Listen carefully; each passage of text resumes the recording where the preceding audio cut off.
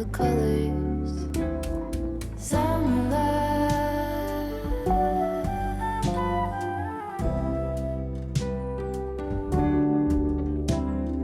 lonesome dove, folded on the lawn chair in all the colors. Summer love,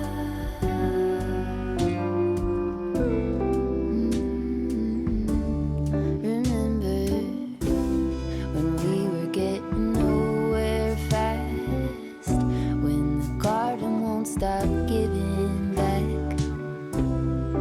honeysuckle, fresh cut grass. I could really use some stuff like that.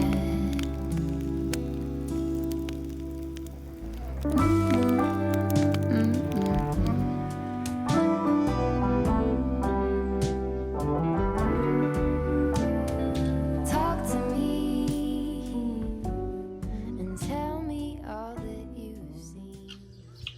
Good morning, guys.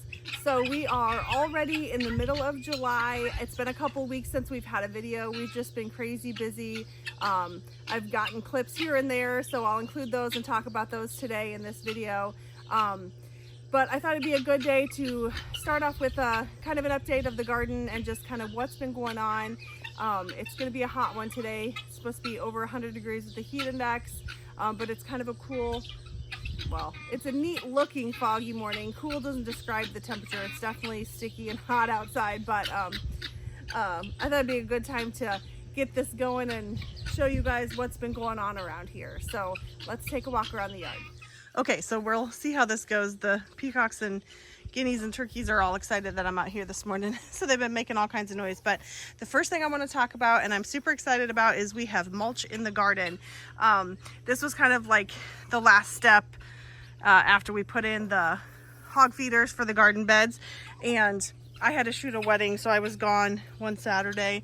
And Aaron and our youngest son, Chase, completely laid out all the landscaping fabric and did two dump trailer full loads of mulch. So they worked so hard. It was not a cool day the day they did it, but they got it all done, and I was so excited when I got home. So it's such a huge improvement in how it looks and how it, I don't know if you remember or if you've seen the video, our last video, it was weeds. So I think this is really going to help. I'm going to have to keep a close eye because there's some growing up along the edges that we'll have to take care of and stuff like that. But the mulch is going to be a game changer in me keeping up with the garden, I think, this year. So I did get those cucumbers in late, but they're finally starting to go. Hopefully they'll start climbing up the trellis here and we'll have some cucumbers before long. This cabbage still doesn't look great, but it's got a head going. So I just ordered a crock for fermenting, so we're hoping to try sauerkraut for the first time. So hopefully we'll have a video on that here in the near future on us giving that a try. So we got a few kohlrabies. They're little tiny ones, but they're going. I'm terrible at thinning things out, whether it's carrots, radishes, kohlrabi, stuff like that, because I feel bad pulling them out. But I have been trying to do better with these and then just handing them over and giving them to the guineas and turkeys and stuff. So just so they'll grow better, obviously. Otherwise, if you have a whole bunch shoved in there close together, they won't grow well because they don't have enough space. So you can see underneath, still have OC. We'll just give that one right to the guineas and peacocks, and you can see a couple zucchini got out of hand, so I give that to them and they really enjoy that as well. So okay, so then we've got a couple sunflowers that are starting to bloom, and some zinnias. These are really pretty. I think all my sunflower seed came from Baker Creek. Most all my seed comes from Baker Creek, and then we do the plants, of course, from the local FFA and that sort of thing. But I am super glad that I did just a couple of these in flowers, because it really does make them look really pretty. If it was all just vegetables and kind of a mess, then I just don't think it'd be as pretty. I did, you know, probably shove in a few more flowers around, like this gigantic zucchini plant that's kind of taken over the zinnias, but they're peeking through and doing okay. I did notice there's squash bugs on here, and see, there's like, you can see the little eggs right there. So I try to just take them off when you can, but every year we get what we can for the squash, and they get the rest. It's a never-ending battle. Ew, now those are stuck to my hand. But yeah, zucchini is one of those things, like, I swear, I just checked on these, and it's huge, like gigantically huge, which is still totally fine for grating down and using in zucchini bread, which I've yet to make, so we'll try to get some of that done. We'll set that aside. This one has cosmos, and they're so pretty. I've got quite a few of those this year, and I really like them. But that's a Roma tomato. I don't know if the cosmos are so tall and kind of stunting it or what, but the tomatoes are just seem to be behind. But we got things planted late, so that is what it is. Before long, we'll have some red ones going. These are my green beans. I did notice, and I've actually been coming out here and munching on a few here and there. But here's one. Yeah.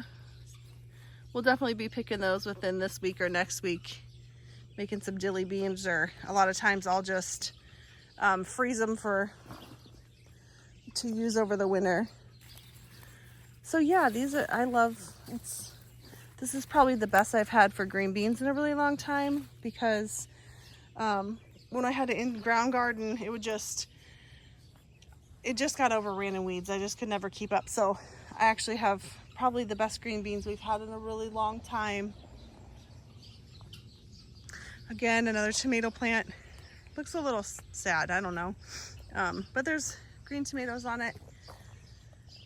We'll get a few, I'm sure, off of there, enough to do what we want to do. Some more cosmos. These are marigolds up front. And look, I have eggplant.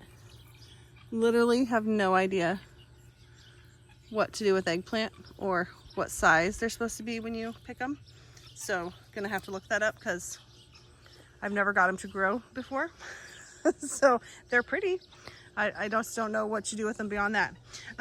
So, okay, so this one looks really good. It looks a little bit of a hot mess, and actually some of the lettuce got a little wild. But again, I just have been breaking that off and sharing it with the peacocks, and they enjoy the treat.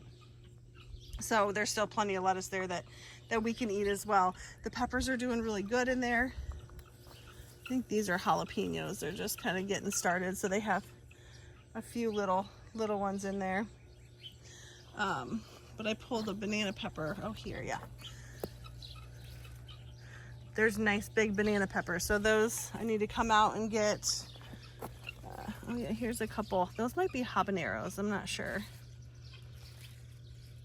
I usually walk up with a pepper and tell Aaron to try it, because I don't do spicy, and then he can determine what it is.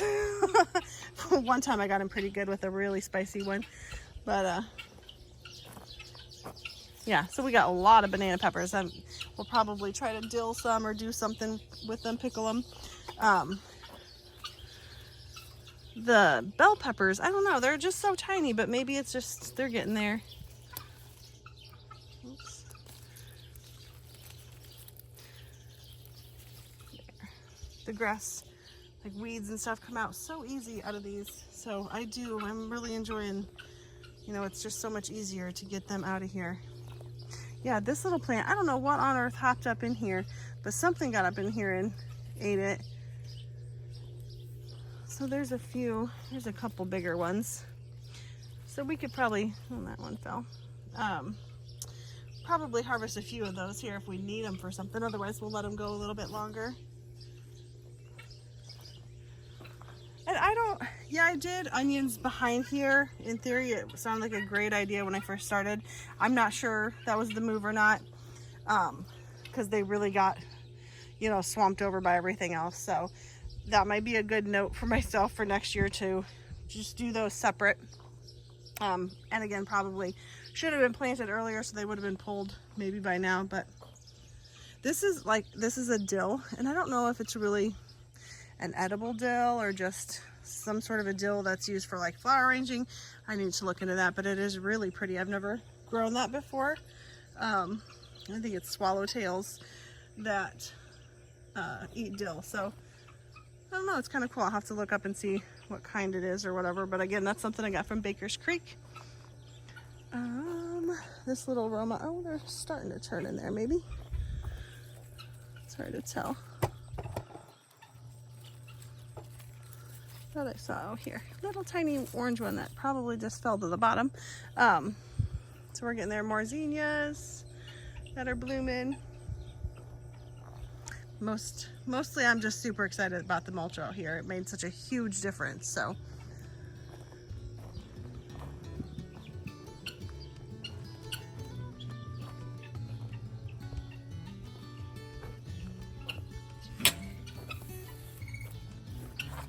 walkie.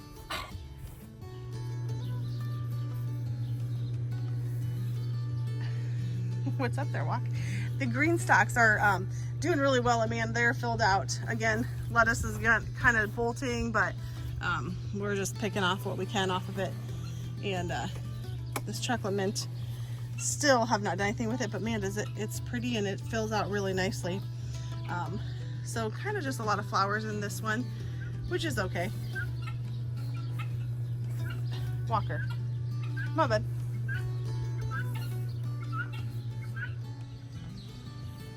This past week we also sold all of the ram lambs, went to market. So we only have one lamb left that was born this spring, and it's because it was born late and needs to be weaned yet. So it's kind of funny, kind of feels kind of weird to not have all the sheep that we had here for a little while. So we're down to our 29 ewes that we will rebraid, and then our ram. So before we know it, it'll be time to put them together for winter babies again. So it seems like that time goes so fast, but by the time we have them here and then they're gone. The sunflowers are doing super good out here in the flower boxes. I'm glad I stuck those in. All right, dogs. Yeesh. The potatoes are kind of taking over these stinking morning glories. We planted these 1 year and they come back everywhere in our yard and kind of swallow everything up. So that needs some cleanup. These tomatoes are ones that I planted earlier because I was concerned we weren't going to have the dirt in time. And I'm glad we did, because honestly, this is probably, there's still lots of weeds that need to be pulled and stuff. But yeah, I think those will be doing better than the ones actually in the garden that we planted a little late. So it'll be nice to have those. Again, I did the onions between here as well. And I think next year I need to do some sort of a onion box itself. So this area definitely looks wild, and it's definitely in what my garden normally honestly looks like in July, just a hot mess. But things are growing, so it's fine. We're good. Milkweed is starting to get the pods on it. And Walker, get out of there. Quit. It needs weeded and mulched. We didn't have extra mulch from the garden, so we didn't get that done, and I really need to dedicate a whole afternoon to where we can get those weeds out and get that done. But there's little heads of cabbage in there, and we'll have enough to try out our sauerkraut and do that for the first time. So, you know, there's just always things to do and more stuff that needs done than what we have time for. So the garlic needs harvested. I think actually I'm gonna do that here this morning. I pulled one yesterday and laid it out, and I think it's ready. I think I read that you kind of wait until it has dried out, or it's got enough brown on it for, I don't know if it's 50 or 70%.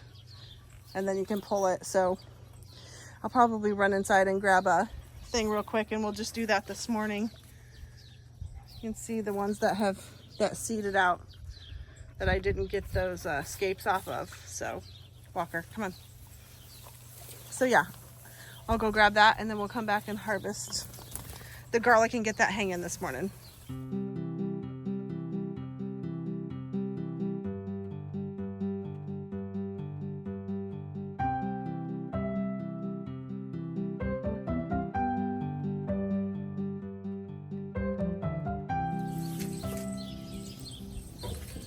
Okay, so I got all of the garlic pulled out of this bed, and I was gonna pull a couple out. There's actually quite a few more than I thought that we missed getting the scapes off. So by not pulling those scapes off when we should have, it put all the energy to that seed head rather than the garlic bulb itself. So hopefully you can see size difference. This is the one that had the scape left on that went to seed, and this is the one that we pulled off. So really big difference. We'll just use this up in a recipe quicker, and we'll probably be able to store that one. So just gonna kind of separate out on this thing and probably trim some of those ends out. So we're gonna get off some dirt and then hang them up to dry.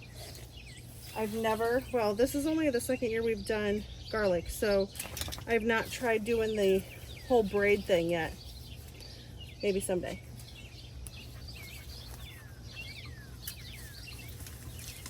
It looks pretty cool when they do it and it's hanging up.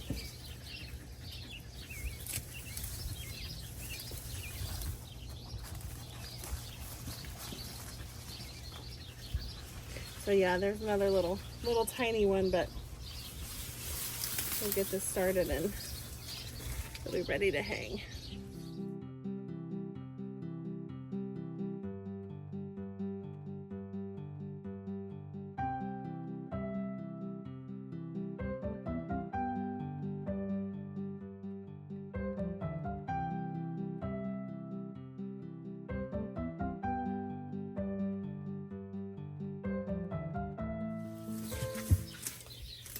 So that's not too bad of a harvest. We'll get these in this little wire basket. We're gonna hang it upside down so it'll dry, and then we'll use it up over the winter. Those are those little tiny ones, so I'll probably just dry that out, cut them out, and then we'll put them in the house and use those up first, or mince them up and put them in a jar in the fridge. So not too bad for just in a stock tank. Didn't take up a ton of area. I would say the hardest part with garlic is remembering to plant it in the fall.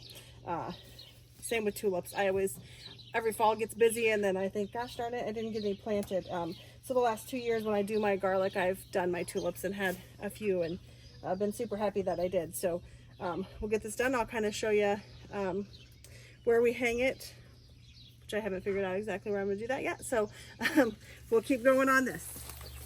Okay, so what I decided to do is we have this old wire basket. I'm not really sure. Picked it up in an antique store or something, I'm sure. But we're just gonna, hopefully, the larger ones will be big enough. We can just go right through here since we cut off all that extra. We'll pick out our bigger ones probably first.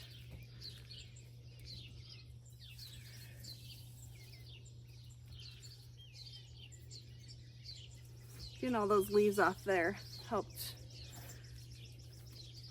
with that too, but it's gonna look like that when we're all finished here.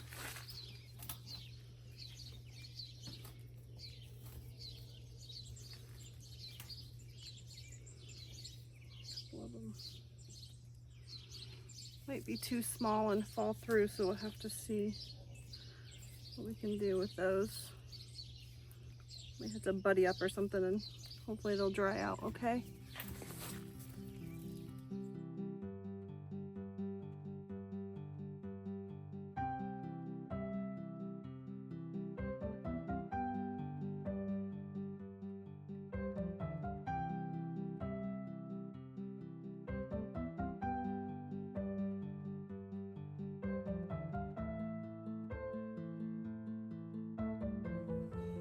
Okay, so for now, for the time being anyhow, I just have them hanging from the rafters in the shop, and just need somewhere that's kind of cool. It has some airflow, and there's none of that honestly today. So this will have to do for now just to get them up and start drying out, and then we'll see where we're gonna store them for the winter, possibly in the house in a spare bedroom if that's nice and cool, but we'll see. But for now, they are out of the ground. It's hot, humid, and we got that done for the day. So last week was also super busy because it was our local county fair, which meant getting projects ready as well as chickens and rabbit ready to show. So in case you didn't know, Chicken Spa Day is a real thing. hey guys, okay, so we are prepping for our county fair this week. Ella shows our chickens, and so right now we're doing what we call a chicken spa day, and we are cleaning up our Cornish craft meat birds just a little bit so that we can take them to the fair. She'll also show some laying hens, but we don't put them quite through this process, so follow along as we give them a bath.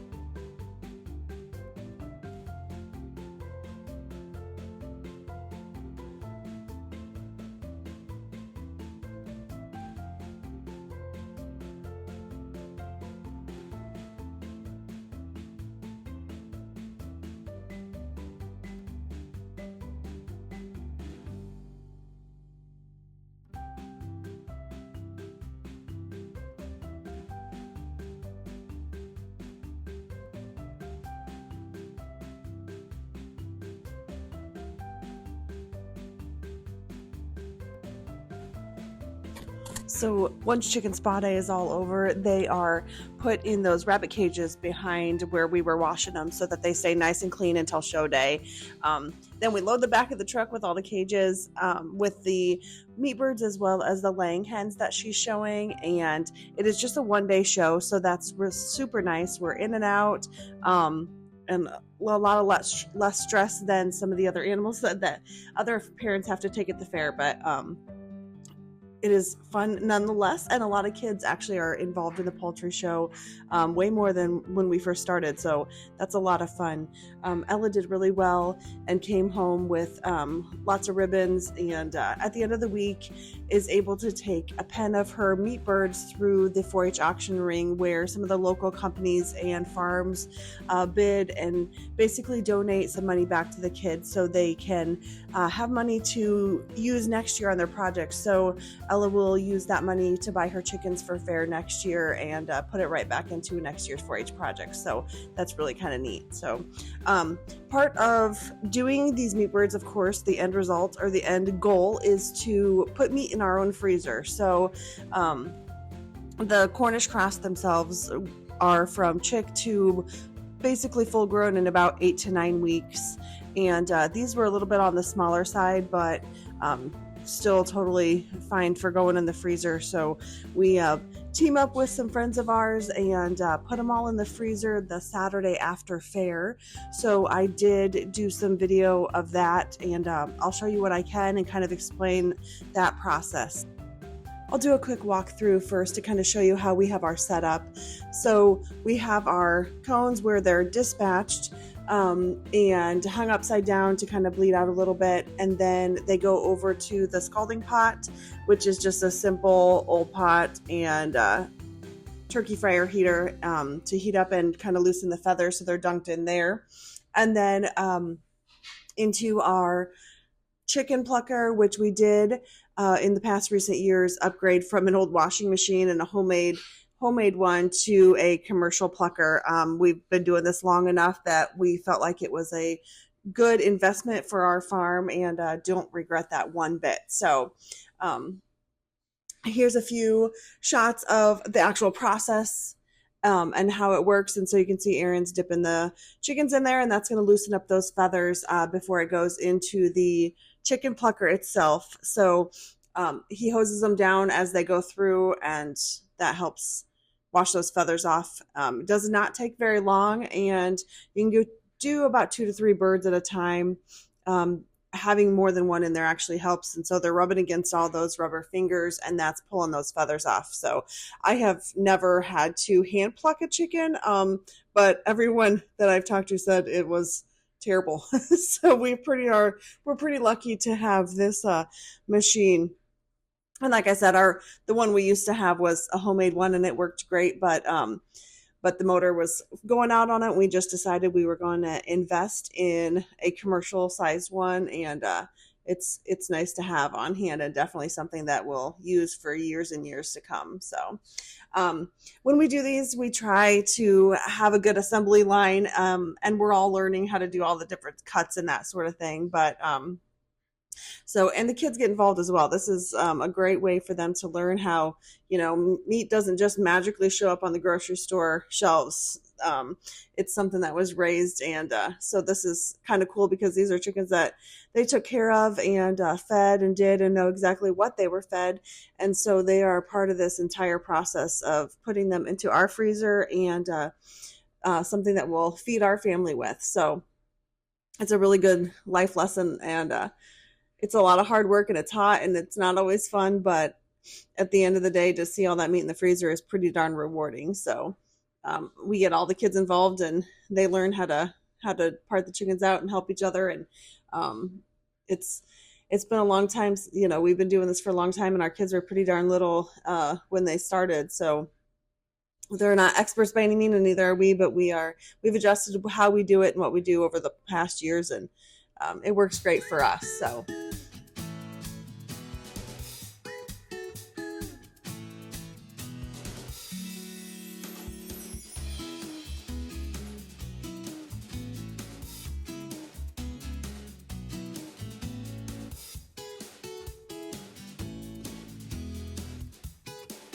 once the chickens go through our assembly line and have all the organs removed as well as the feet removed, they get put into a large cooler full of ice water to cool that meat down, and then from there they go into our walk-in cooler. If we're doing the whole birds, if we keep them whole, then they go in there to dry so that we can put them in the shrink bags. This year we decided that we wanted a lot of cuts, so we did all of our chickens for our freezer in cuts. It takes a lot of extra time to do that, but it's so nice to just be able to pull out a bag of legs or breasts or whatever it is that you need for that specific recipe or dinner that you're making. So we did go ahead and do that. It was, again, took us some extra time, but it'll be well worth it in the long run. One other thing that we do when we part out the birds is we save all the carcasses, so all the bones and the extra bits of meat that we didn't cut off for those parts. So I held those back, and we started a couple batches of broth. It's actually kind of something that's super simple to do, and I do have a video on it that I'll link below, so if you'd like to see that step-by-step process, I do have that up as well. But I did get the first batch done, and we got 14 quarts of chicken broth out of it that we'll put in the freezer, and I have another batch going at this time too. So we are going to be fully stocked on chicken broth as well as chicken in the freezer. So that's a really great feeling.